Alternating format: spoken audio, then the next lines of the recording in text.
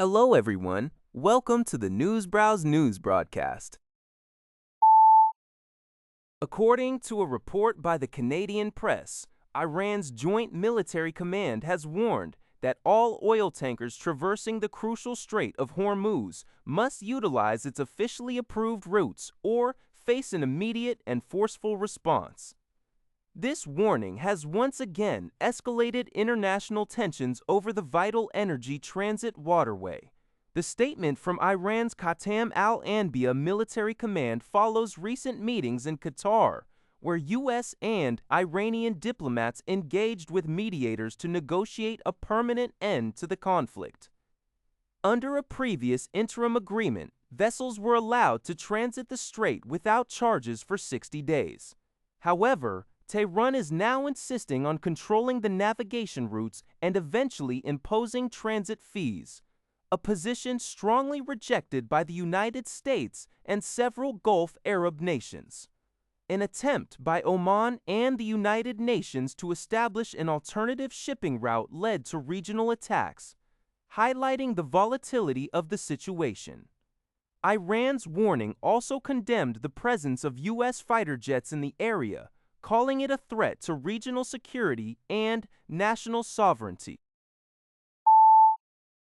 According to NBC News, the Philippine government has taken diplomatic action against China following the discovery of an illegal floating structure in the disputed Scarborough Shoal in the South China Sea. The country's South China Sea Task Force confirmed that the structure, measuring approximately 20 feet by 20 feet and equipped with what appeared to be an antenna, was spotted first at the entrance of the shoal and later inside its lagoon. Armed forces images suggest the installation was manned, while the task force is closely monitoring the situation to assess the structure's purpose and implications. China's foreign ministry reiterated its indisputable sovereignty over the shoal, which it refers to as Wanyan Island. Beijing defended its activities there, including scientific research, as legitimate and urged Manila to stop what it termed maritime infringements and provocations. Scarborough Shoal is a resource-rich fishing ground located 125 miles off the western coast of the Philippines. Although a 2016 Arborekstor tribunal ruled largely in Manila's favor, declaring China's blockade of the shoal illegal, Beijing has maintained a constant maritime presence in the area since 2012. According to CBS News, the United States has designated the Ecuadorian gang Chone killers as a foreign terrorist organization and specially designated global terrorists.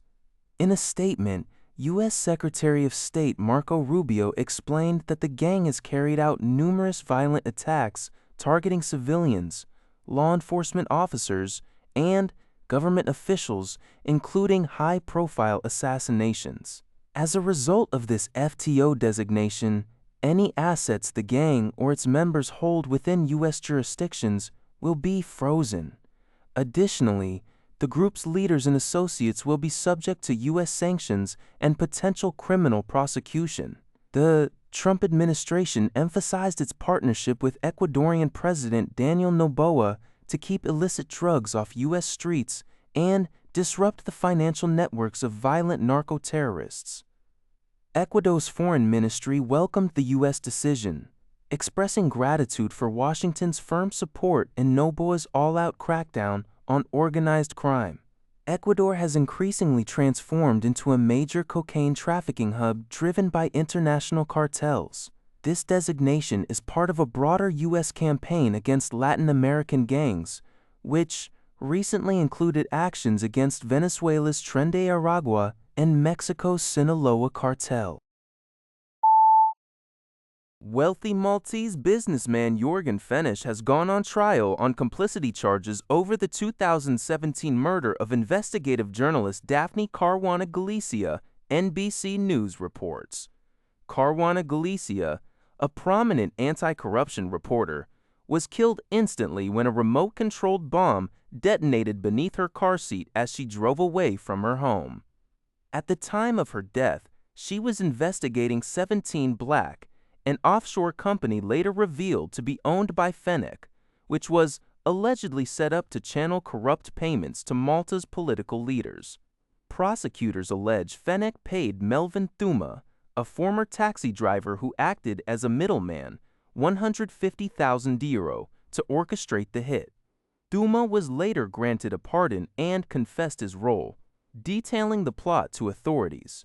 Fenech was arrested on his yacht in 2019 in an apparent attempt to flee the country. 5 other individuals, including the bombers and the bomb suppliers, have already been sentenced to life in prison. While the assassination forced the resignation of Prime Minister Joseph Muscat in 2020, he was never formally linked to the crime. Fenech, who has denied all wrongdoing, faces life imprisonment if found guilty. According to Kyodo News, Sony Interactive Entertainment Inc. (SIE) will stop producing physical game discs for all new PlayStation console games starting in 2028. This decision will transition new releases exclusively to digital formats. SIE stated that the move is a natural evolution to align with consumer trends, as the general preference for digital media now significantly outpaces physical media.